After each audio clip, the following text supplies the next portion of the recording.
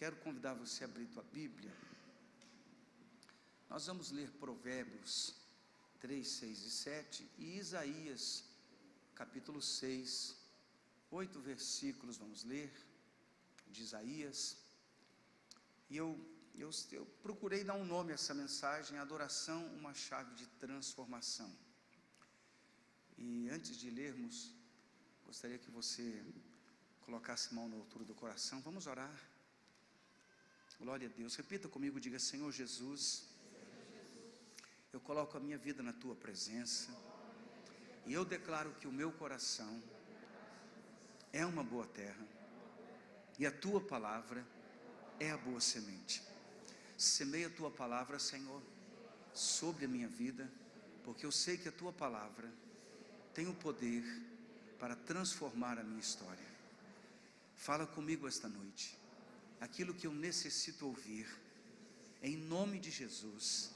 Tem misericórdia das nossas vidas, move-se em nosso meio e transforme a nossa história, em nome de Jesus, amém. Amém. Glória a Deus. Vamos tentar aqui, Provérbios capítulo 3, versículos 6 e 7, eu falei vamos tentar aqui, é por causa do som, irmão, nós estamos chegando lá. Afina aí o ouvido, Alcides, você é bom nesse negócio, mas eu preciso da tua ajuda aí, tá bom? Glória a Deus. Provérbios capítulo 3, versículo 6 e versículo 7, diz assim: reconhece-o em todos os teus caminhos, e ele endireitará as tuas veredas. Não sejas sábio aos teus próprios olhos, teme ao Senhor e aparte-te do mal. Amém? Amém? Glória a Deus. Ainda Isaías capítulo 6, do versículo 1 ao versículo 8, eu quero ler com você. Diz assim a palavra do Senhor: no ano da morte do rei Uzias, eu vi o Senhor assentado sobre um alto e sublime trono, e as abas das suas vestes enchiam o templo. Serafins estavam por cima dele, cada um tinha 6 asas, com 2 cobria o rosto, e com 2 cobria os seus pés, e com 2 voava. E clamavam uns para os outros, dizendo: Santo, Santo, Santo é o Senhor dos exércitos, toda a terra está cheia da sua glória. As bases do limiar se moveram à voz do que clamava, e a casa se encheu de fumaça. Então disse eu: ai de mim, estou perdido, porque sou homem de lábios impuros, habito no meio de um povo de impuros lábios, e os meus olhos viram o Rei, o Senhor dos exércitos. Então um dos serafins voou para mim, trazendo na mão uma brasa viva que tirara do altar com uma tenaz, e com a brasa tocou minha boca e disse: eis que ela tocou os teus lábios, e a tua iniquidade foi tirada, e perdoado o teu pecado. Depois disso ouvi a voz do Senhor que dizia: a quem enviarei? A quem há de ir por nós? Disse eu: eis-me aqui, envia-me a mim. Amém? Glória a Deus. Muito interessante quando nós olhamos a palavra do Senhor e nós percebemos que os profetas da Bíblia, alguns deles, quando escrevem o livro que Deus chamou eles para escrever, eles relatam o seu chamamento, como eles foram chamados, como foi o chamado de cada um e para que. Alguns até relatam isso.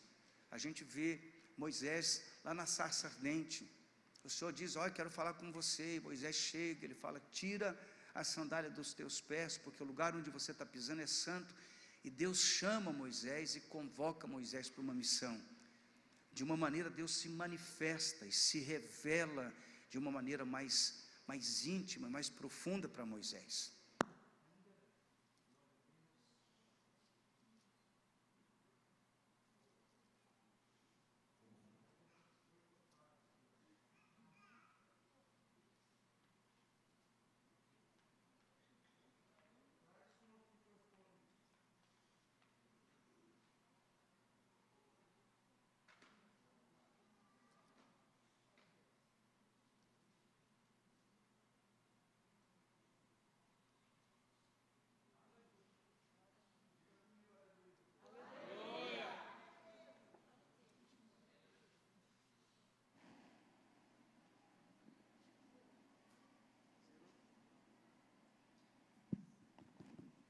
Vamos tentar aqui. Glória a Deus. Olha que som tá bom, não é? Melhorou. Deve ser. Pagou, não, vou usar isso aqui mesmo. Deixa assim, senão eu vou ficar tribulado aqui em cima. Irmãos, nessas provas santa, não é? Aleluia, meu Deus. Como é interessante. Eu estava onde mesmo? Estava na Bíblia, não é? E eu ia falar sobre Jeremias. Você está lendo, está estudando, está meditando em Jeremias, aí a gente está fazendo devocional em Jeremias. Tem sido uma bênção. Mas Jeremias é escolhido, diz a Bíblia, desde o ventre da sua mãe, para trazer juízo para o povo de Israel. Jeremias tem uma palavra confrontativa. Você quando lê Jeremias, você fica impressionado com a ousadia, a coragem e a decisão dele de fazer aquilo que Deus lhe manda fazer. Jeremias foi chamado para trazer juízo. Acho que ninguém ia gostar muito desse tipo de profeta, né? Mas Jeremias foi escolhido por Deus para isso. Uma mensagem de julgamento, de exortação. Vemos Ezequiel, que ele estava no cativeiro da Babilônia, e Deus chama Ezequiel e diz para ele: olha, eu tenho uma missão para você. E a gente chega aqui em Isaías e vê Deus chamando Isaías. Interessante que quando Jeremias está no cativeiro, Isaías está no templo. Ele foi na casa do Senhor, ele foi adorar a Deus. Diz a Bíblia que aquele ambiente daqui a pouco se transformou no momento da adoração. A glória de Deus vem naquele lugar, e aquele ambiente ficou como se fosse a sala do trono de Deus. E ele é impactado pela glória, pela presença de Deus, e algo acontece na vida desse homem, desse profeta tremendo, que é um profeta que nós sabemos, profetiza sobre o Messias, 700 anos antes do nascimento de Jesus. Um homem usado por Deus com uma autoridade tremenda.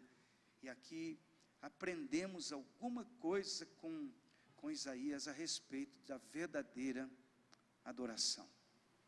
Ele no templo, ele nesse momento, ele vê o Senhor, diz a Bíblia.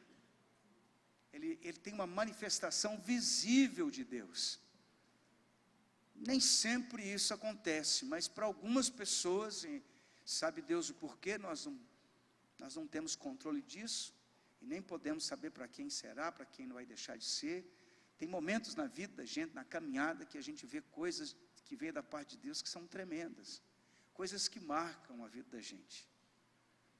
Você, quando vai caminhando com o Senhor, vai andando na presença de Deus, você vai percebendo como Deus lhe chama, como Ele te quer mais perto dEle. E você, quanto mais próximo de Deus, mais íntimo de Deus, mais impactado e transformado você fica.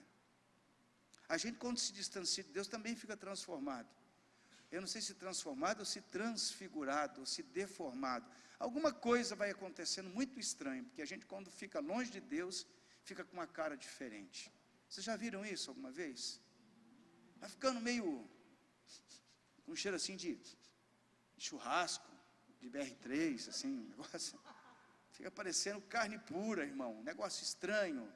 Mas é impressionante.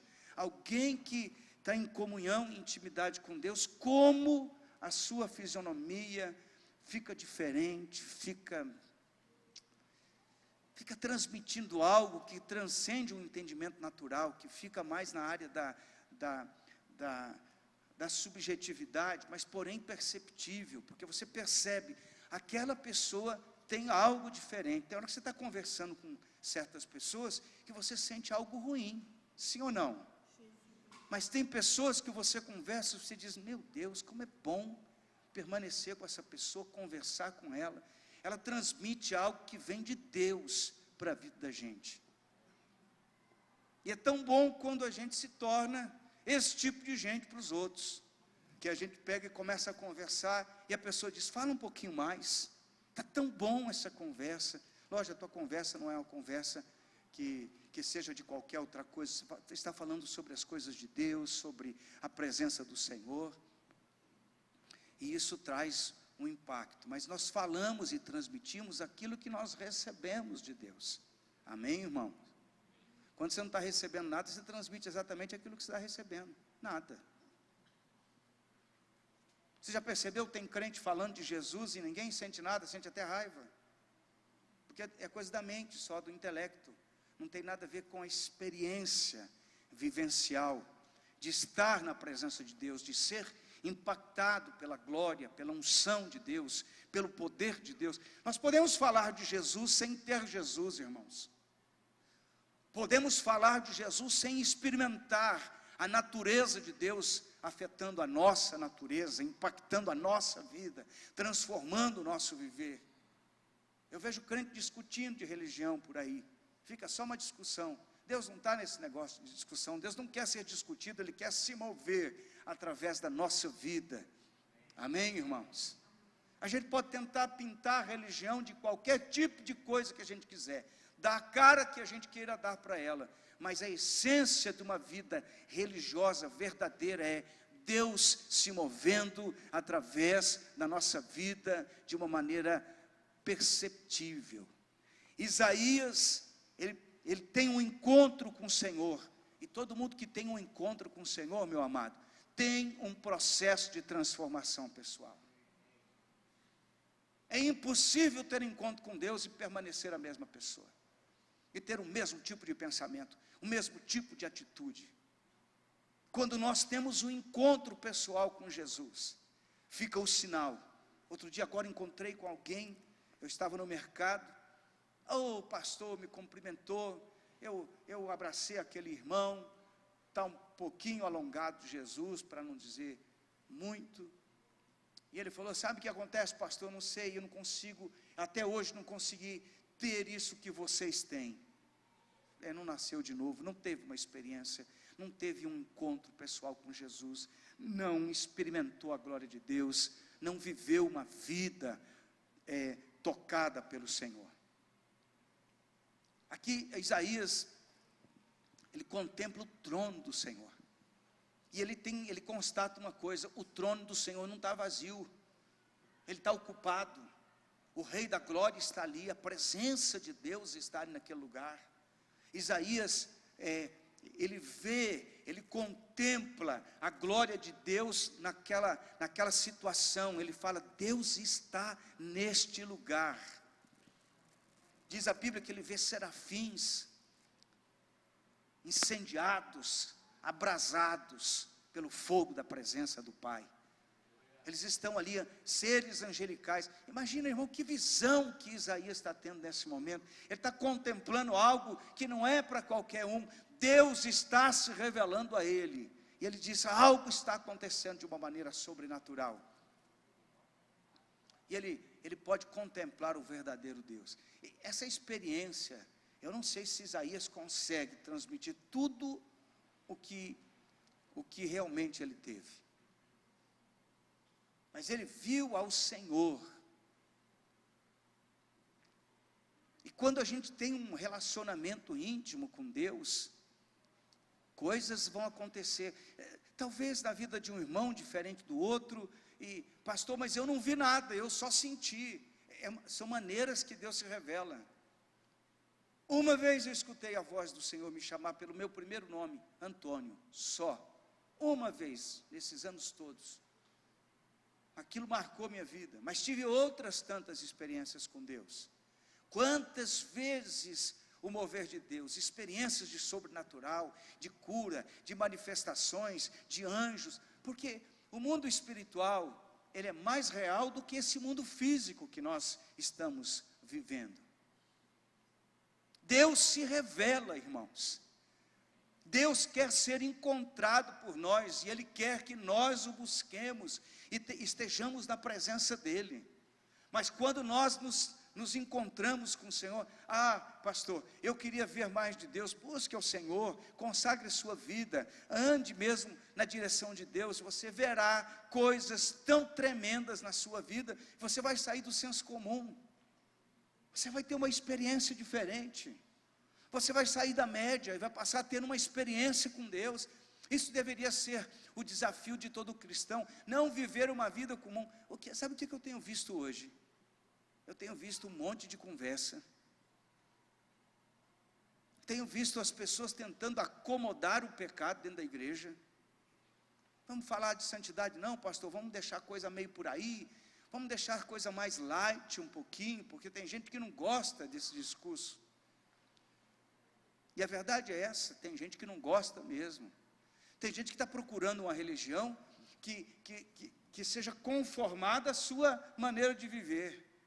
Quando na verdade, quando nós conhecemos a Deus, a nossa vida não é conformada, ela é transformada. Mas existem lugares, está acontecendo isso, onde as pessoas estão sendo acomodadas.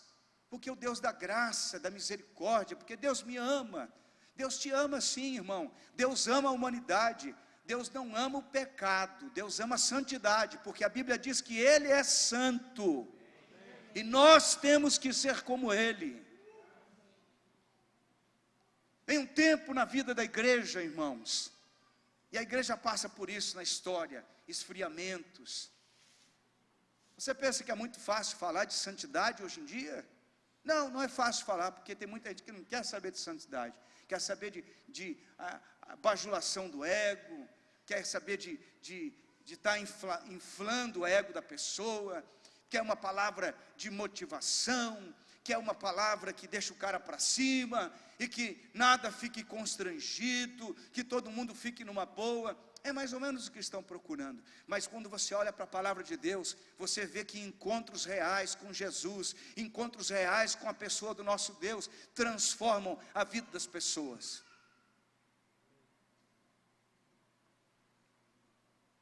Irmão, tem muita gente com fome nessa nação.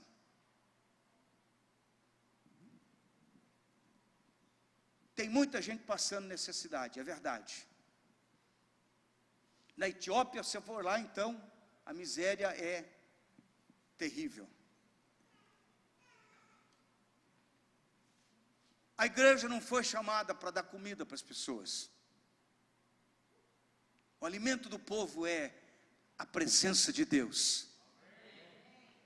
Porque quando nós entendemos que a igreja foi levantada para pregar o Evangelho, e é isso que nós temos que pregar. O Evangelho da transformação, da vida nova, da mudança de caráter, da mudança interior, do crescimento, da maturidade, de alicerces espirituais na vida das pessoas. Quando nós começamos a entender que o verdadeiro crescimento nosso vem de dentro para fora e não de fora para dentro, nós vamos começar a entender o que é que Jesus veio fazer. Ele veio trazer as boas novas de salvação. É o Evangelho de transformação. Se a tua vida não foi transformada ainda, se não tem nada acontecendo na tua vida, é porque precisa, tem urgência de um renovo espiritual. Irmão, comida é muito bom, só que você termina de comer, não lembra nem do cozinheiro. Nós não fomos chamados para poder dar comida, ainda que possamos fazer isso, ainda que da nossa maneira atendemos muitas pessoas com a cesta do amor, com tudo isso, porque a gente tem que socorrer aquele que está numa situação aflitiva. Mas a necessidade da cidade, a necessidade desta cidade, a necessidade desse estado, desta nação, do mundo, chama-se Jesus Cristo. Não podemos mudar a mensagem do Evangelho, irmãos. Não podemos nem dar outra conotação ao Evangelho de Jesus. Ele veio para salvar o perdido, o pecador. Porque a pessoa que não se converter vai para o inferno. É assim que a Bíblia diz. Nós não queremos que ninguém vá para o inferno. Então nós temos que estar revestidos da presença gloriosa de Deus. Não adianta querer transformação de outras pessoas sem a transformação da nossa vida primeiro. Eu preciso ter uma experiência com o Senhor. Eu preciso conhecer quem é o meu Deus.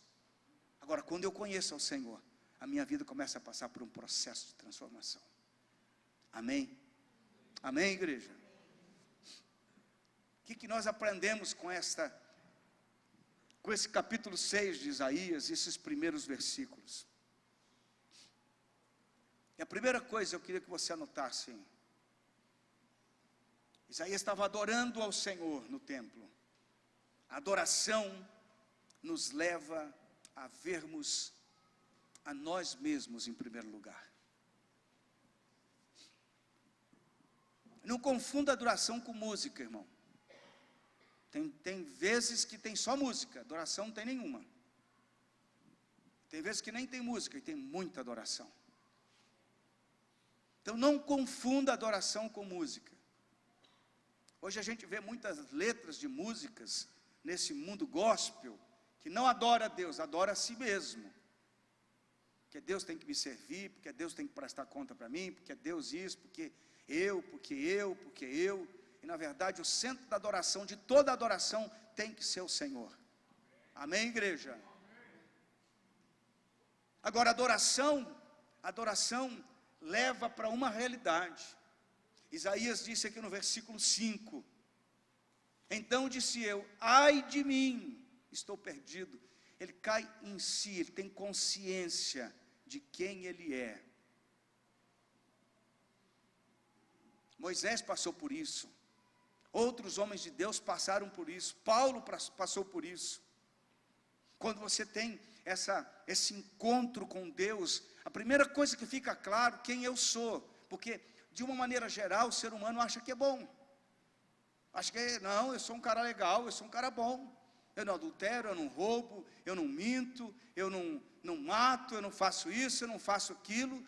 E de uma maneira geral a gente fica achando que é bom. Chegaram para aquele moço, Jesus conversando com aquele jovem, ele disse: Senhor, eu já faço tudo isso aí que o Senhor está dizendo, os mandamentos eu faço todos eles. E Jesus vira para ele e fala assim: ainda te falta uma coisa. O que é, Senhor? Acho que ele pensou que nada, ele não estava preso em nada. Você pega tudo que você tem, vende, dá para os pobres, depois vem me seguir. Ele falou: ah, tá, depois a gente conversa, hein, valeu, mestre, tchau, legal, hein, tchauzão. Te falta alguma coisa. A adoração, quando eu começo a ter uma vida de oração, eu começo a perceber quem eu sou. Porque o que é verdadeira adoração? É proximidade de Deus. E quanto mais próximo da luz, mais sujeira a gente vê, irmão. Amém? A dona de casa, quando quer ver se o pano está bem limpinho, né, está bem branquinho, ele chega na luz, não vai na sombra. Quando tem mais luz, você vê aonde que está, o que precisa ser mudado, o que precisa ser transformado, como é que vai o meu caráter, minha atitude, minhas posturas, a minha fala, o meu comportamento, aonde está a inclinação do meu coração. Porque a gente tem uma postura muito bonitinha, irmãos. A gente chega na igreja, parece todo mundo bonito na igreja. Já viu isso? Que coisa linda. Todo mundo da igreja é bonito.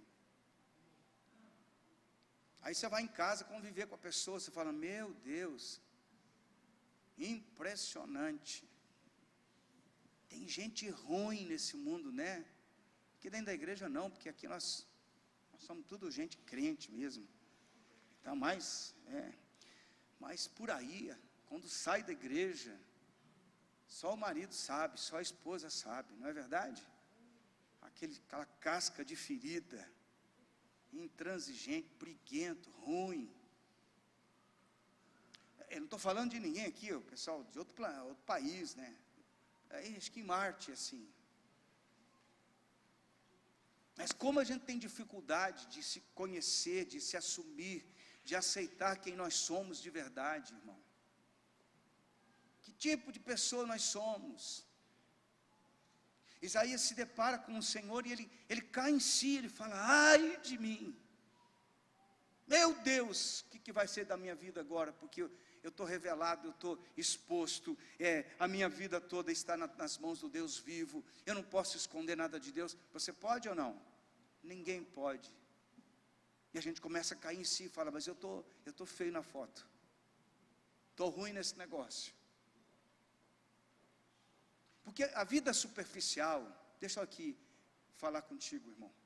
A vida superficial, da superficialidade, quando a pessoa anda nessa superficialidade, ele qualquer coisa tira ele da presença de Deus, ou da igreja, não sei.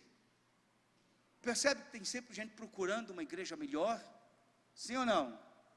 Já viu isso? O problema não é a igreja, porque toda igreja não presta mesmo. Começa pelo pastor da igreja que não presta. Nunca vi uma igreja que tem um pastor bom, irmão. Tudo quanto é pastor que eu conheço não presta, inclusive eu. Está falando do meu pastor? Não, estou falando de mim mesmo. Porque você vai encontrar defeito na minha vida, e a gente encontra defeito na vida de todo mundo. E a pessoa vive procurando uma igreja boa, uma igreja legal. E o problema não é a igreja, o problema é que a gente mesmo precisa ser transformado. Porque quem faz a igreja é a igreja. Amém? Ai, essa igreja não me ama. E você ama essa igreja? Não. Quem não semeia não colhe. Cair em si, ter consciência disso, é resultado do encontro com Deus. Intimidade com Deus revela quem nós somos. Existem coisas na nossa personalidade, no nosso caráter, que é só convivendo para descobrir. E depois que você começa a conviver, você fala, meu Deus do céu, o que é isso? Esse cara parecia tão santo, tão perfeito, tão gente boa. Antes que os outros fiquem falando, vamos nós para a presença do Senhor e falar, Deus, mostra aí o que precisa ser mudado nesse sujeito, nesse ser humano que está aqui, porque a gente precisa de mudança, igreja. O verdadeiro adorador não é aquele que você vê orando em línguas, sapateando e profetizando dentro da igreja. Isso é uma manifestação de dons do Espírito. A verdadeira adoração está no dia a dia, lá no teu trabalho, na tua casa, nos teus negócios, na tua maneira de viver. É ali que nós adoramos, porque a gente tem a ideia de adoração, uma coisa mística, assim, tão cheio de espiritualidade, de coisas, de manifestações. Houve aqui com Isaías, mas a adoração vai muito além do que isso, porque a adoração verdadeira traz consciência de quem nós somos. Você quer começar a adorar, a verdadeira adoração, quando o cara olha e fala, meu Deus, eu sou difícil de lidar mesmo, eu sou muito ruim, eu preciso da misericórdia de Deus, eu preciso da graça de Deus, e um verdadeiro adorador aponta menos o dedo para os outros. Não sei se você sabe disso.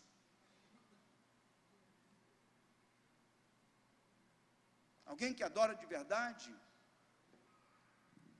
não fica apontando o dedo para os outros, achando defeito de todo mundo. Encontra os seus próprios defeitos. Isso é uma realidade que acontece. Tem gente que fica muito espiritual, e daí ele fica bom demais, e o resto não presta. Você já viu esse tipo de pessoa ou não? Diz que nunca você foi desse jeito, porque você é uma pessoa maravilhosa. Amém?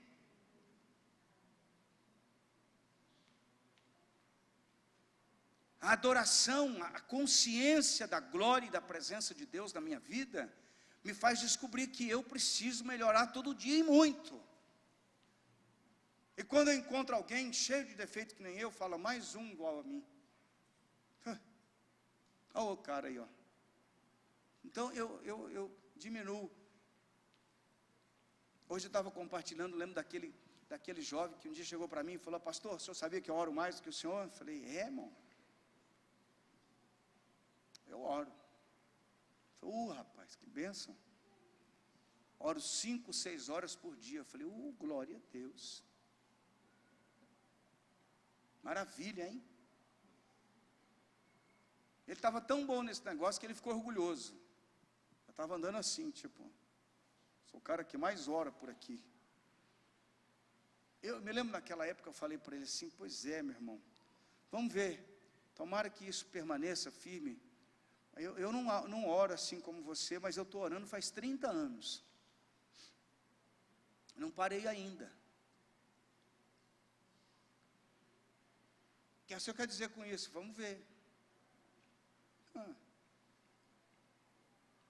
Adoração não é uma coisa de momento, é uma coisa para a vida toda.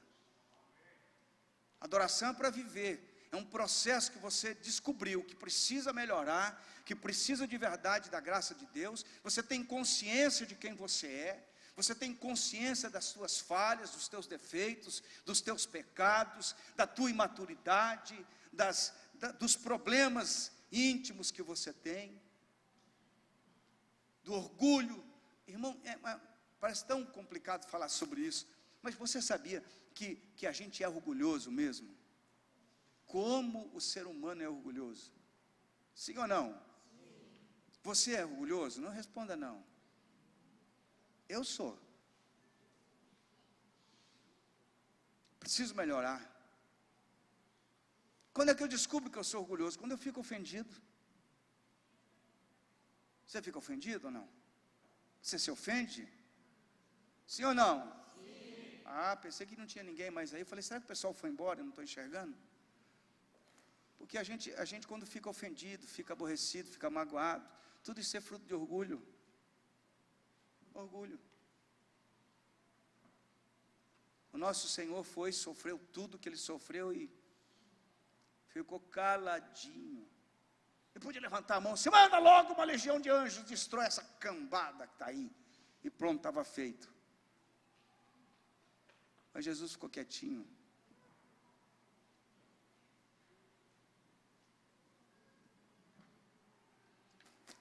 A maior certeza de um adorador é que ele sabe que está ali para adorar quem o criou, porque ele não é digno de nada. Amém?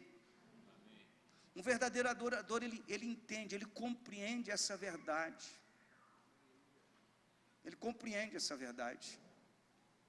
Ele sabe que ele precisa estar diante do Senhor. E não tem muito o que discutir. Lucas capítulo 5, versículo 8, diz assim: vendo isto, Simão Pedro prostrou-se aos pés de Jesus, dizendo, Senhor, retira-te de mim, porque sou pecador. Pedro tinha tanta consciência de quem ele era, que ele falou, olha, Senhor, não posso ficar na tua presença, vai longe de mim, eu sou muito ruinzinho demais, me ajuda. Mas eu não quero viver isso, Senhor. Tua presença chega a me incomodar, porque o Senhor é santo, eu não sou. A gente vai começar a amadurecer de verdade, a perceber de fato que precisamos da misericórdia de Deus. Amém, irmãos? Quando Paulo tem aquele encontro com o Senhor, tem umas pessoas que dizem que Paulo caiu do cavalo, né? Já ouviu falar isso ou não? Então, Paulo não estava no cavalo. Não tem nada a ver esse negócio de cavalo.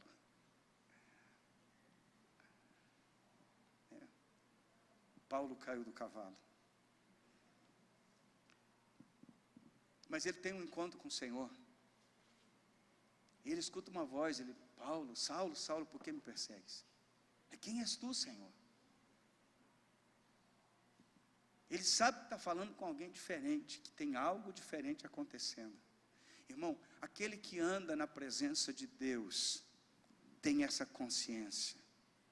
Eu, por mim mesmo, não sou nada. Amém? Um adorador não fica se autoexaltando. Ele não é orgulhoso. Ele sabe aquilo que Jesus falou. Em Lucas, João capítulo 5, se eu não me engano, 15, 5 eu acho, sem mim, nada podeis fazer. Eu canto bem, eu toco bem, eu prego bem, eu lidero bem, eu sou o cara, é nada, irmão, é nada. Primeiro porque você vai descobrir que sempre tem gente melhor do que você em tudo que você faz.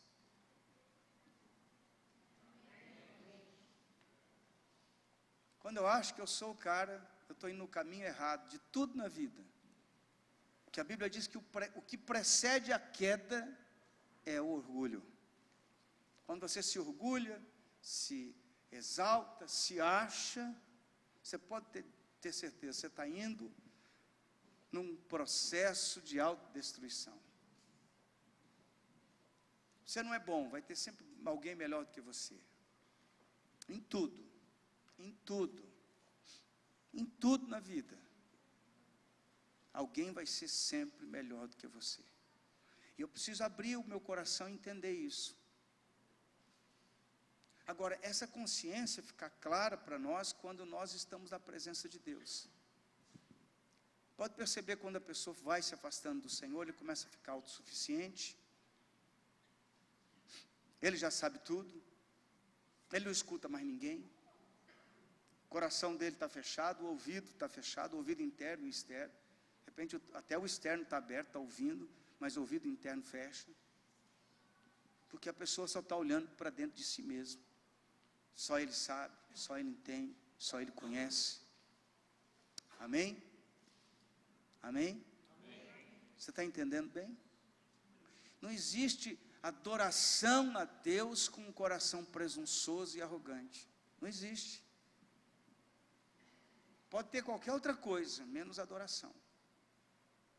Você está entendendo bem que eu estou falando de adoração? Eu não estou falando de vir na hora do culto, no começo do culto, que tem o momento dos louvores, dos cânticos, tal. Isso faz parte, mas isso não é toda a plenitude de adoração. Adoração é algo que eu vivo no meu dia a dia. Amém? Deus procura aqueles que o adoram em espírito e em verdade. É algo que tem a ver com o meu estilo de vida. É algo que tem a ver com a experiência que eu tenho com o Senhor, na minha intimidade, na minha particularidade, no meu tempo devocional. Eu me lembro de uma pessoa que ficava horas orando. Saía da oração, parecia um cavalo louco, bravo, bufando, a cara cheia de lágrimas, olho inchado de tanto chorar. Aí saía ali para fora, parecia um bicho estranho, muito estranho, irmão. Eu falava, meu Deus, que efeito contrário esse tempo de oração. Que efeito estranho isso. Porque quando eu me deparo com o Senhor de verdade, quando existe uma intimidade com Deus, isso reflete na minha maneira de viver. Tem alguém aí? Amém. Vai refletir. Sabe por que muita gente não se converte ao Evangelho? Porque dentro da igreja a gente é crente, fora da igreja a gente é incrédulo. Age muitas vezes pior do que o descrente. Verdade, irmão.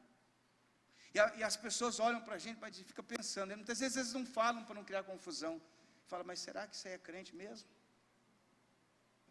Que atitude. Uma vez eu conversava com uma pessoa, e ele falava, pastor, sabe por que eu não sou crente? Falei, puxa, não sei, eu gostaria de saber. Porque é por causa da minha esposa que diz que é crente. Por isso que eu não sou crente. Para ser crente que nem ela, eu não quero ser crente.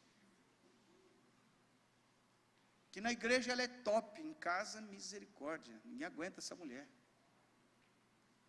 Falei,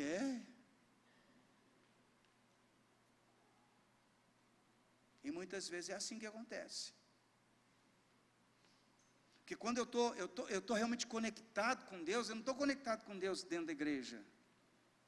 Eu tenho que estar conectado com Deus em toda a minha vida. Amém? Eu tenho que ter intimidade com Deus no meu dia a dia. Sabe quando aquele cara dá aquela fechada no trânsito, você fala assim,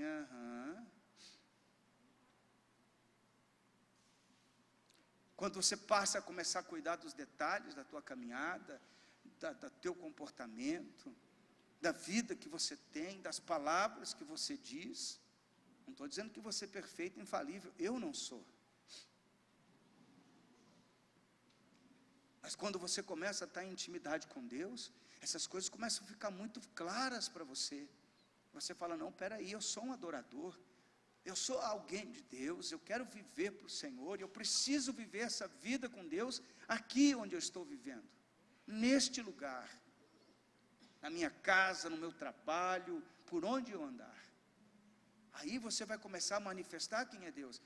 Irmão, a questão não é aqui se eu posso beber, se eu posso fumar, se eu posso isso, se eu posso aquilo. Não tem nada, isso é periférico. Porque um adorador de verdade faz tudo para agradar a Deus.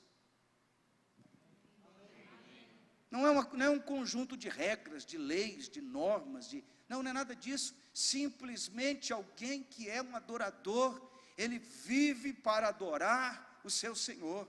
E tudo que impede essa adoração, ele tira da vida, porque não pertence a ele, não pertence ao Senhor, não pertence ao seu relacionamento com Deus. Tem gente que pergunta, será que pode, será que não pode? A minha igreja tem regras, tem leis, tem normas, tem etc, etc, etc. Mas não é por aí. Segunda coisa, adoração me leva a ver as outras pessoas. Isaías diz aqui no versículo 5: estou perdido porque sou homem de lábios impuros, e ele diz, e habito no meio de um povo de impuros lábios. Aqui você pode, Isaías está julgando aquele povo. Não, Isaías está constatando um fato, de que ele é impuro e vive no meio de um povo impuro. Que ele precisa da graça e da misericórdia de Deus, mas que aquele povo também precisa da graça e da misericórdia de Deus. Ele vê as pessoas como um igual, não como ele sendo superior e as pessoas num nível inferior a ele. Muito pelo contrário, Isaías está dizendo, eu sou impuro de lábios, e também habito no meio de um povo que também é impuro de lábios. Amém, irmãos? Quando eu começo a estar na presença de Deus, eu começo a enxergar as pessoas ao meu redor, eu começo a ter no meu coração, na minha mente, um desejo de que as pessoas também experimentem aquela glória, aquela presença de Deus. Adoração faz uma coisa comigo, abre os meus olhos internos e os meus olhos externos. Adoração me faz enxergar o que eu não tenho visto. A adoração me faz ver a alma das pessoas. Jesus era assim, irmão. A Bíblia diz que ele tinha compaixão da multidão. Ele tinha compaixão das pessoas. Sabe, não sei se você sabe disso, mas uma das bases do fundamento para a cura divina, para os milagres, é a compaixão. Jesus olhava para aquela pessoa e ele sofria aquele sofrimento, ele passava por aquele momento de dor, porque ele sabia que aquela pessoa estava sofrendo de verdade, e se não fosse a misericórdia de Deus, o amor de Deus, aquela pessoa jamais seria restaurada. E Jesus, cheio de compaixão, diz a Bíblia, cheio de compaixão. Um adorador, ele não está pensando em si, ele começa a pensar na dor do outro, na dificuldade do outro, no problema do outro. E ele sabe o que é que ele vai ter que levar para aquela pessoa ser restaurada, ser transformada. E você começa a viver uma vida diferente. Você começa a entender que a outra pessoa está sofrendo. Qual é a tua função, irmão, como alguém que entende isso? Você começa a ver o que o outro precisa e começa a se importar com ele de verdade. Nós vamos seguir aqui. Terceira coisa. E aqui é importante. Versículo 6 e no versículo 7. Adoração me leva a experimentar um verdadeiro processo de purificação pessoal. Versículo 6. Diz, então, um dos serafins voou para mim, trazendo na mão uma brasa viva que tirara do altar com uma tenaz. Com a brasa tocou a minha boca e disse, eis que ela tocou os teus lábios e a tua iniquidade foi tirada e perdoado o teu pecado. É uma coisa que hoje está muito confuso na teologia moderna. Você não pode falar de pecado porque o pecado ofende. Se você estiver falando de alguma coisa que é pecado, a pessoa acha que você está julgando. Está me julgando. Está me condenando, está me acusando. Não, irmão, pecado é pecado. Pecado me afasta de Deus. Pecado afasta o meu relacionamento com o Senhor. O pecado me distancia da presença do Pai. O pecado me deixa longe do Senhor. O pecado impede a minha adoração. Eu preciso compreender que é do altar que vem o sangue e vem o fogo. O sangue de Jesus, o fogo do Espírito Santo, que me purifica, que me limpa, que me restaura. Eu tenho que estar no altar, eu tenho que estar na presença de Deus, para ter verdadeiramente purificação. Tem muita gente que quer servir a Deus dessa maneira hoje. Eu vou na igreja, continuo tendo a vida que eu sempre tive, mas eu vou na igreja, faço a minha parte. Deus não vê a minha situação. Deus me aceita como eu sou. Claro que sim. Deus vai aceitar você do jeitinho que você é. Diga amém. Amém. Mas tem uma ressalva aqui. Ele me recebe, irmão. Pode chegar destruído na igreja, pode chegar de qualquer jeito, envolvido nas coisas piores do mundo. Deus vai me receber, sim ou não? Sim. Claro que sim, Deus me recebe. Deus recebe o pior pecador, se é que existe, porque todos nós estamos nessa situação. Deus recebe a pessoa. Ela pode estar toda torta, toda cheia de problema, toda cheia de pecado, toda cheia de tudo errado na vida. Deus vai receber? Recebe, os braços do Pai estão abertos. A igreja é acolhedora para aquele que quer vir para o Senhor. Sim ou não? Sim. Claro que sim. Mas está existindo uma confusão aqui. As pessoas estão dizendo: olha, tudo bem, você veio, tranquilo, pode ficar desse jeitinho que está aí, que Deus te ama. E Deus continua amando o pecador. Sim ou não? Só não ama o pecado, irmão. Deus nunca amou o pecado. Deus morreu pela vida do pecador. Mas você não vê na Bíblia Deus avalizando o pecado, Deus endossando o pecado, a prática do pecado, a maneira de viver errada, a mentira, o engano. Deus não está endossando nada disso, não está dizendo: olha, você pode continuar servindo a Deus, mas numa vida de pecado. O que importa é que você esteja dentro da igreja. É importante que você esteja dentro da igreja, mas quando você começa a ter uma vida de adorador, o que vai começar a acontecer? Você vai começar a ter contato e comunhão com o Espírito Santo. Lá em 1 João, no capítulo, se eu não me engano, capítulo 5, a Bíblia diz que o Espírito Santo, não é necessário que ninguém me ensine, porque o Espírito Santo vai me ensinar.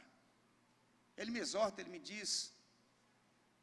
O Espírito Santo fala conosco. Quando a gente está errado, ele diz: opa, peraí.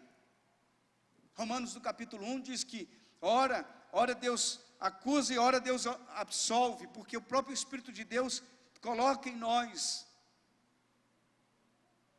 um sentimento, um discernimento daquilo que é errado, daquilo que é certo. Não tem que ninguém ficar falando mesmo: você está errado, você é pecado, você... Não, quando eu tenho intimidade e comunhão com Deus, não precisa ninguém falar. O meu relacionamento íntimo com Deus vai me dizer: está errado aí, faça isso não cometa isso, não cometa aquilo, para com isso. Eu me lembro, irmãos, quando eu aceitei a Jesus, no começo da minha caminhada, ninguém me disse nada, absolutamente nada, que era errado, que não era errado. Eu nem conhecia a Bíblia. Simplesmente eu entreguei minha vida a Jesus, tive aquela experiência e entendia isso.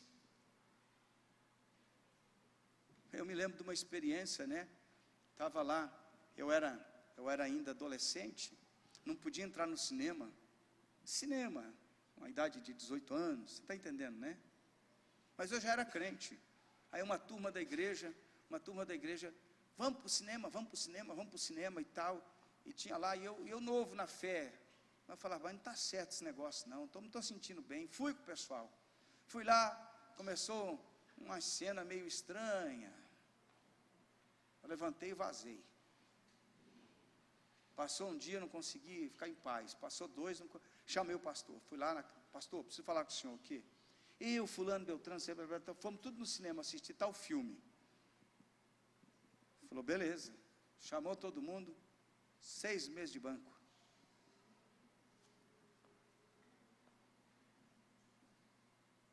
O filme não era para crente não, irmão. Me senti mal com aquilo. Não chegava, passei a não dormir. Sabe o que está acontecendo com a igreja hoje? A igreja está dizendo que o pecado não é pecado, e você pode ter tudo, se você quiser. Estão tentando abafar a voz do Espírito Santo. Estão tentando apagar aquilo que Deus está falando. Amém, irmãos? Estão querendo dizer que a palavra de Deus não funciona mais. Tem líder de igreja tentando fazer um endosso para coisa que não está na Bíblia. Se você tiver comunhão, intimidade com Deus, vida, relacionamento com o Espírito Santo, você vai ver o que ele vai falar para você. Ele vai dizer até do olhar que você tem muitas vezes que aquilo é pecado e Deus não se agrada daquilo. Alô?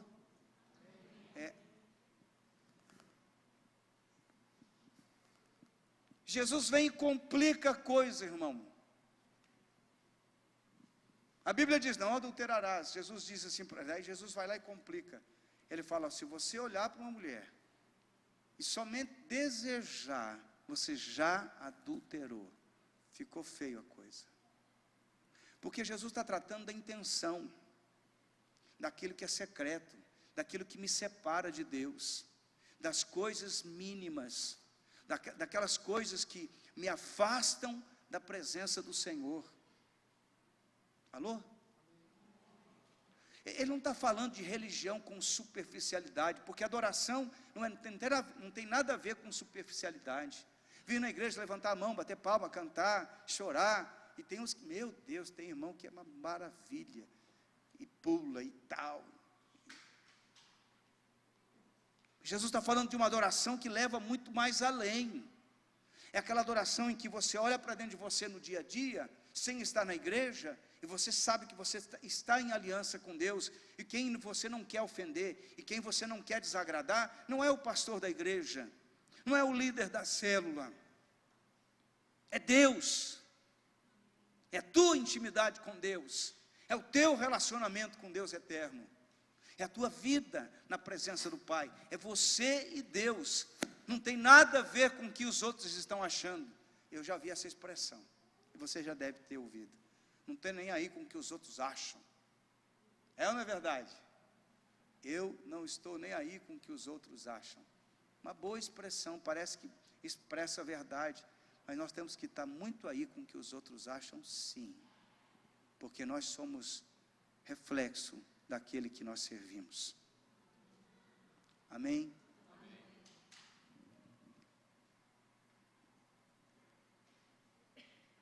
Um verdadeiro adorador procura ser parecido com aquele que ele adora. Amém, irmão? Se eu adoro a Deus, o que é adorar, irmão? Numa síntese bem simples da palavra, é admirar. Quem é que eu admiro? Você já percebeu que a gente é a média das 5 pessoas com quem mais nós convivemos ou não? Nós somos a média das 5 pessoas com quem mais nós convivemos. Nós nos parecemos, nos associamos, nos identificamos, começamos a agir como essas pessoas. Por isso que alguém disse, né? Diga-me com quem tu andas. Pode perceber, depende da tribo que você andar, você se parece com ela, fala igual a ela, se comporta igual a ela. Depende da tribo que você anda, você vai começar a agir, pensar e raciocinar e atitudes que você vai tomar igual àquela maioria das pessoas que você está ali. Você quer ser mais santo? Ande com pessoas de santidade. Dentro da igreja você tem que escolher com quem vai andar. Nem todo mundo dentro da igreja é crente, irmão. Tem muita gente dentro da igreja que é um admirador, um espectador, tem opiniões tão diversas a respeito desse tema que eu estou falando, por exemplo. Um adorador funciona diferente, ele está focado em quem? Nele? Não, está focado em quem ele adora. Ele quer se parecer com Deus. Paulo disse, sede meus imitadores, assim como eu sou de Cristo. Paulo imitava Cristo, estava dizendo, gente, vamos imitar Cristo. Ah, mas eu acho que... Esse é o problema da igreja atual. Não estuda teologia, estuda axiologia. Fica achando as coisas por aí. Tem que achar nada. Tem que ver o que a Bíblia diz. A Bíblia fala em Levítico 11:44 sobre que Deus é santo. Agora eu não consigo entender se Deus é santo. E lá em 1 Pedro diz também que nós devemos que ser santo porque Deus é santo. Agora, tem gente dizendo que eu não preciso ser santo. Pode ficar como está, não tem problema. Não, irmão. Não é assim. Se você quiser inspirar alguém, você tem que definir o que você quer como estilo de vida para inspirar as pessoas a alguma coisa. Ah, eu posso viver de qualquer jeito na igreja, não tem problema. Ninguém faz conta disso, Deus faz conta disso. Deus está muito interessado nesse tema. Deus está muito interessado na sua vida, no seu testemunho, na sua maneira de viver. Porque isso tem a ver com o estilo de adorador que você é. Ser um adorador implica em viver para o Senhor.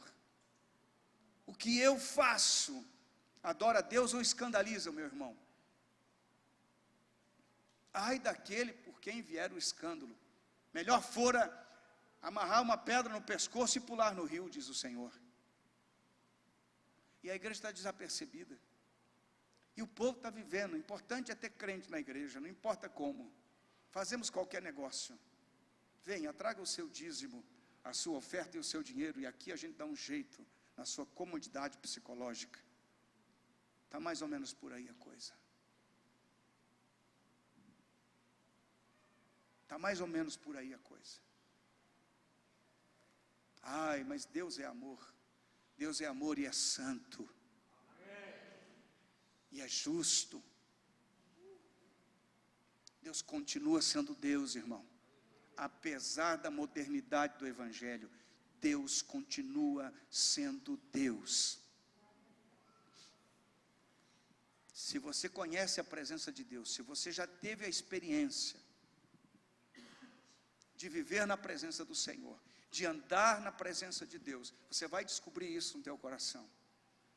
A presença de Deus, ela não se move em qualquer tipo de recipiente, em qualquer tipo de vaso, em qualquer circunstância. Quando o fogo desce, tem que ter conserto no altar. Para descer o fogo, o altar tem que estar restaurado. Para a presença de Deus vir, eu tenho que fazer consertos. Eu tenho que fazer renúncias. Não tem outro jeito, irmão. Ah, eu não sei o que está acontecendo, pastor. Não sabe, irmão? Conserta o altar para você ver se não vai ver o mover de Deus. E é tão tremendo isso que eu estou lhe dizendo. Porque o mover de Deus, ele acontece quando existe conserto no altar. Quando eu caio em mim e digo, isso aqui é pecado mesmo. Isso não agrada ao Senhor. Ai de mim, que vai ser da minha vida se eu continuar vivendo dessa maneira. Irmão, eu não estou aqui para julgar ninguém, para acusar ninguém. Porque não é necessário que eu faça isso. O próprio Espírito Santo fala conosco. O próprio Espírito Santo diz, está errado ali, ó. Você está mentindo, você está enganando, você está cobiçando. O próprio Espírito Santo trabalha no nosso íntimo.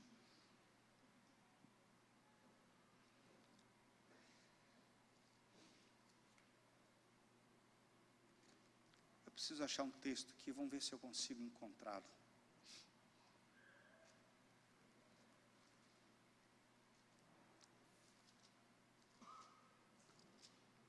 Oxalá eu encontre.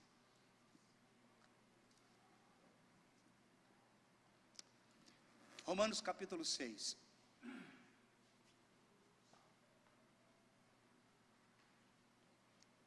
versículo 19. Falo como homem por causa da fraqueza da vossa carne. Assim como ofereceste os vossos membros para a escravidão da impureza e da maldade para a maldade, assim oferecei agora os vossos membros para servirem a justiça para a santificação. Paulo está trazendo um entendimento de que como eu usava o meu corpo para poder servir o pecado, para servir ao diabo, para prestar culto a ele, agora eu tenho que usar o meu corpo transformado, renovado, nascido de novo, para adorar o Senhor, para justiça, para santificação, para uma vida com Deus. Amém?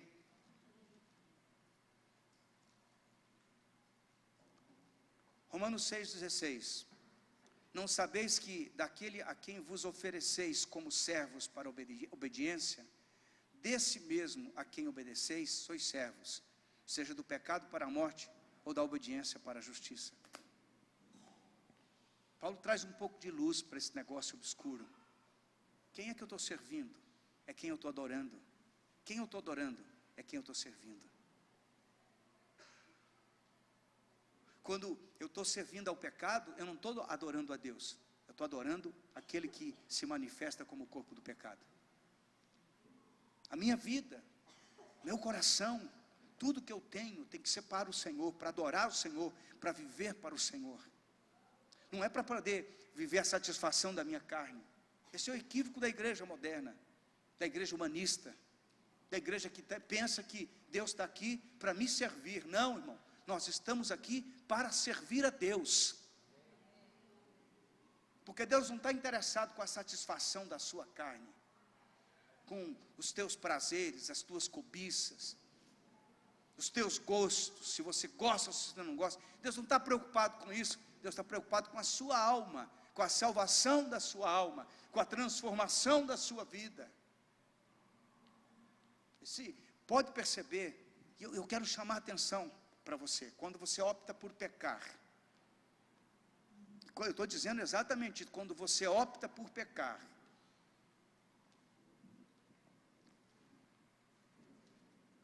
Essa decisão é tua. Meu Deus. Aguenta aí, esboço. Eu já vou terminar, irmão. Daqui umas 2 horas. Gênesis. Vamos para Gênesis, capítulo 4. Versículo 7.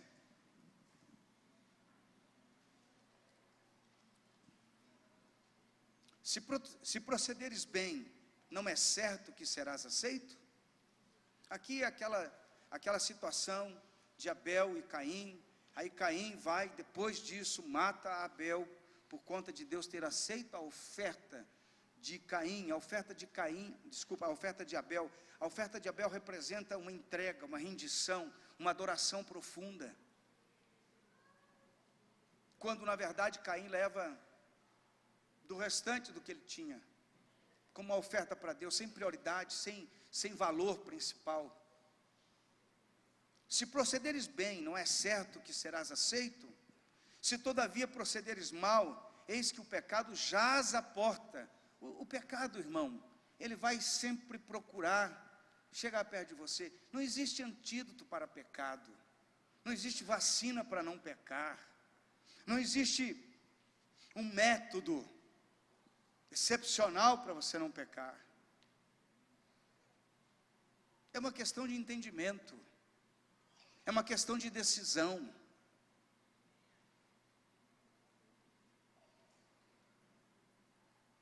Seu desejo será contra ti.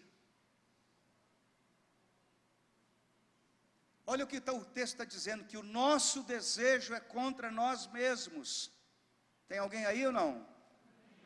Sabe aquela vontade de dar aquela olhadinha ali, de dar uma sondada para cá, uma sondada para lá? Sabe aquela coisa que de vez em quando você tem que fugir e não se aproximar, porque você vai se enroscar? O desejo, o pecado à porta. Ninguém cai por acidente, irmão, cai por planejamento. O cara, caí no pecado. Não, o cara passa e dá uma olhadinha.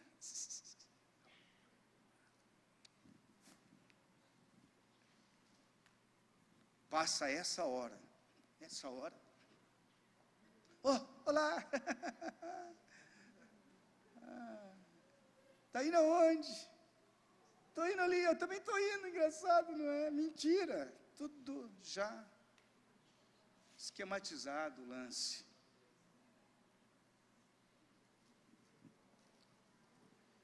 Se eu fizer assim, vai dar assim, vai lá e tal, e depois vai. Pecado não é uma coisa que acontece de repente assim, irmão. O negócio passa por um processo, por um planejamento. Aquilo é arquitetado. Eis que o pecado jaz à porta. O seu desejo será contra ti, mas a ti cumpre dominá-lo. Amém? Por isso que você vê aqui Paulo falando isso aqui, irmãos.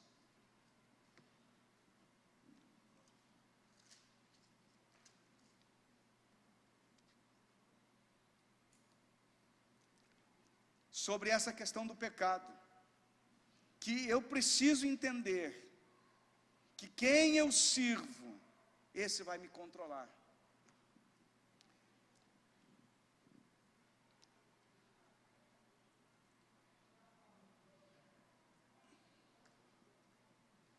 Aquele que eu me prostro, que eu adoro.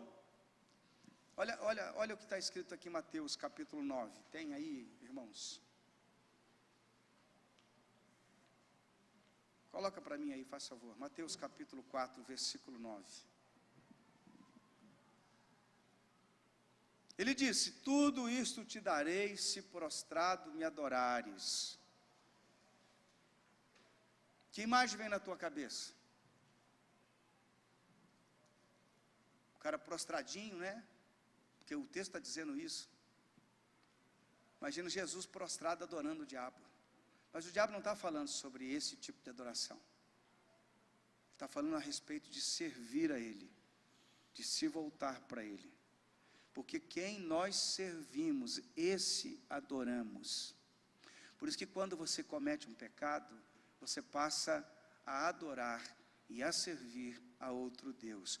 Por isso que quando você rompe a santidade na sua vida, você mudou a pessoa que você adora. Por isso que é quebrada a comunhão com Deus. Pode perceber, a pessoa quando quebra a comunhão com Deus, por conta do pecado, ela parece que criou um vazio. Ela vem na igreja e se sente um ET. Porque foi rompido o relacionamento com Deus. Ela passou agora a ter um relacionamento com o inimigo. Porque ela decidiu no coração dela. O pecado estava à porta, batendo para poder dizer, ó, como é que é? Ela vai, então tudo bem, eu vou fazer aquilo que eu quero fazer. E vai para a vida de pecado. Logo o relacionamento com Deus é rompido. Irmão, as pessoas estão falando sobre isso como se a igreja fosse os líderes, a igreja fosse um acusador, que estivesse oprimindo o povo, que não ama as pessoas. Não tem nada a ver disso, irmão. Acontece que quando eu decido pecar, eu estou decidindo que Deus eu vou servir. E você não pode servir a dois senhores, diz a Bíblia. Amém? Ou você vai servir a um e desprezar o outro, ou você vai servir ao outro e desprezar o primeiro. Assim funciona. Então, quando eu opto em viver na vida de pecado, eu estou optando em mudar de senhorio. É engraçado, né? Você só não pode mudar de pai e mãe. Isso é impossível. Porque geneticamente você saiu do teu pai e da tua mãe. Mas você pode mudar de Deus. Pode mudar de país, de estado, de igreja, de nação. Pode mudar para onde você quiser. Pode mudar de Deus, inclusive. Você pode servir a Deus e pode servir ao diabo. Isso é uma coisa que a pessoa que escolhe. Tem gente que diz, ainda não chegou minha hora. Não tem nada a ver com chegar a hora. Tem a ver com a decisão que você vai tomar, a quem você vai adorar. A última coisa, A adoração me leva a servir de verdade, de plenitude a Deus, me leva ao serviço. Quem está impactado pela presença de Deus, quem está cheio de Deus, fala do quê? Fala das coisas de Deus.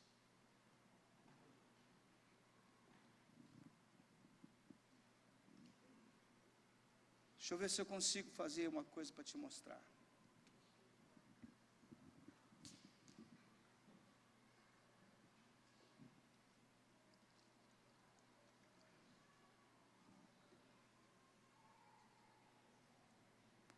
Quem está cheio de Deus transborda, irmão, ó. Não dá nem para mexer. Você mexe um pouquinho. Não precisa fazer força. Quem está cheio de Deus transborda. Você não tem que fazer força para ser. Está cheio de Deus.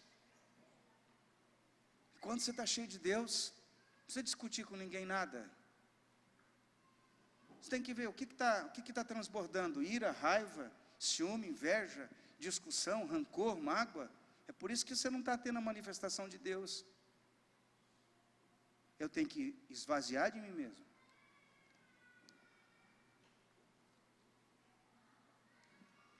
Eu preciso me esvaziar. Todo dia eu preciso me encher. Transbordar. Amém? Amém? É muito simples. Eu me lembro que num tempo a gente falava na igreja a respeito do devocional. E alguém disse: agora eu sou obrigado a fazer devocional. Ninguém é obrigado a nada, irmão. São ferramentas que a gente disponibiliza para a igreja crescer, amadurecer. Os crentes não oram. Os crentes não buscam a Deus, não tem tempo na presença de Deus e quer viver uma vida de sobrenatural. Tem uma vida rasa. Vive querendo fazer a sua vontade, não a vontade de Deus. E está reclamando porque a coisa não flui. Uma igreja muitas vezes infantilizada, menina, criança. Crentes infantilizados. Você quer ver mais de Deus na sua vida, amém? Amém? Tem que abrir o coração, tem que ser um verdadeiro adorador. Isaías disse: olha, eu vi ao Senhor, eu não posso mais ser a mesma pessoa, amém? À medida que eu adorar ao Senhor, os meus caminhos vão ser endireitados. Quanta gente eu já ouvi nesses anos todos servindo a Deus, eu não sei o que está acontecendo. A gente sabe o que está acontecendo. Amém, irmão? Mas é muito mais fácil culpar o irmão, culpar o líder, culpar o pastor, culpar o diabo. É mais fácil ou não é? Sim ou não? Mas a primeira coisa que tem que acontecer é: o que é que eu estou fazendo? A mulher, a esposa culpa o marido culpa a esposa, o filho culpa o pai e a mãe, e assim vai transferindo. Foi assim com Adão. Adão, o que você fez? Eu, Senhor? Não fiz nada não. Foi a mulher que tu me deste. Mulher, o que você fez? Eu, Senhor? Foi a serpente que me enrolou. E a gente vai nesse processo a vida toda, toda a vida assim. Eu preciso encarar quem eu sou e tomar uma decisão. Amém? Queria orar por você, posso? Vamos ficar em pé.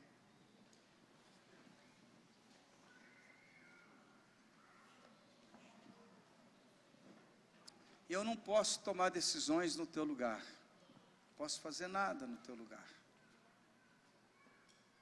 Não posso. Não posso te obrigar a se tornar um adorador, a se tornar um servo do Senhor. Não posso forçar nada para você. Não posso fazer nada, nada. Só o Espírito Santo pode se você permitir. Amém? Até o Espírito Santo vai pedir, me dá licença.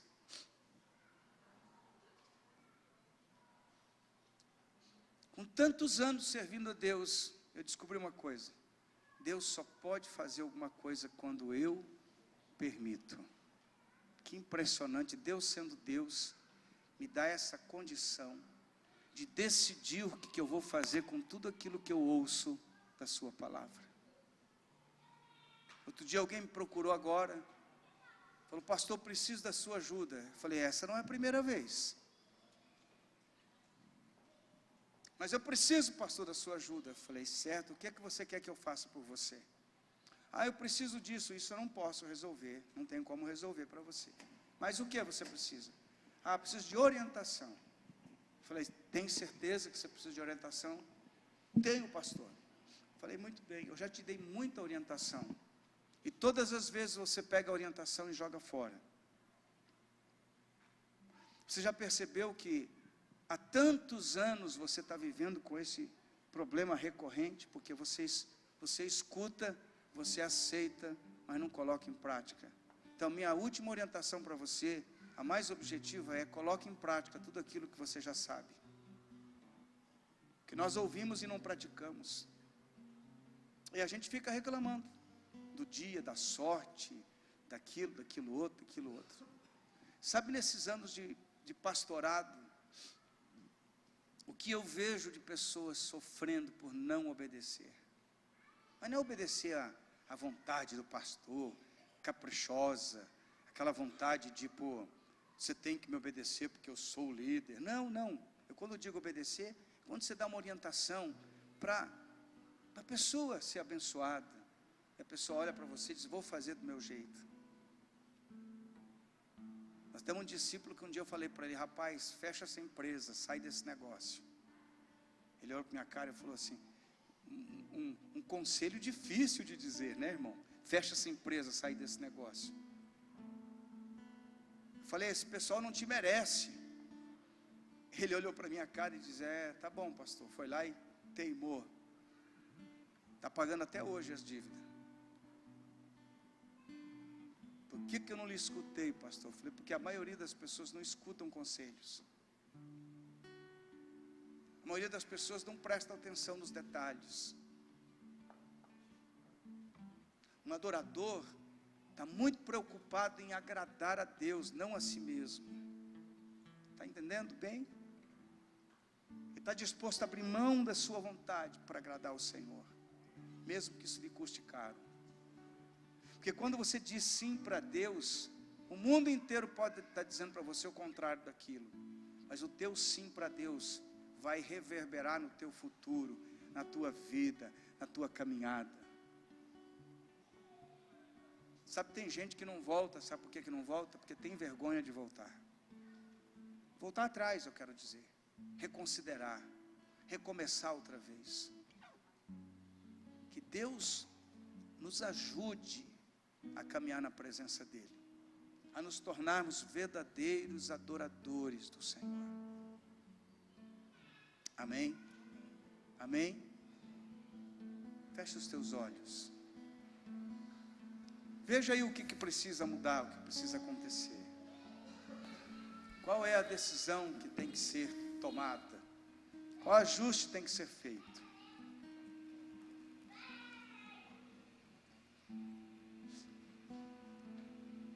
Pai, nós oramos pela vida de cada um dos nossos irmãos.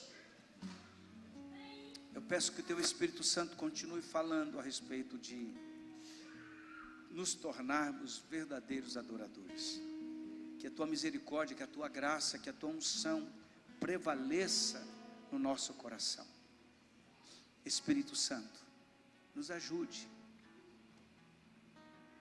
Nós podemos ser fracos, mas o Senhor é forte. A Tua palavra diz que o Senhor cuida das nossas vidas. Eu peço em nome de Jesus, que assim como Isaías teve um encontro com o Senhor e a sua vida foi transformada, que assim seja com a nossa vida, Senhor. Que haja uma transformação verdadeira, que haja uma mudança interna, que haja um desejo sobrenatural de mudança na vida dos teus servos. Que em nome de Jesus o Senhor venha sobre a vida da igreja, Pai. Que saiamos daqui desejosos em servi-lo, em pregar a tua palavra, em testemunhar do teu nome, em viver uma vida santa, para que outros possam enxergar a presença do Senhor em nossas vidas. Pai, em nome de Jesus, alcança, Senhor, alcança a vida do teu servo e da tua serva. Assim oramos e assim pedimos. Diga comigo, diga: Senhor Jesus, eis-me aqui, Senhor, envia-me a mim, usa a minha vida, Senhor, como um instrumento em tuas mãos, no nome de Jesus, amém.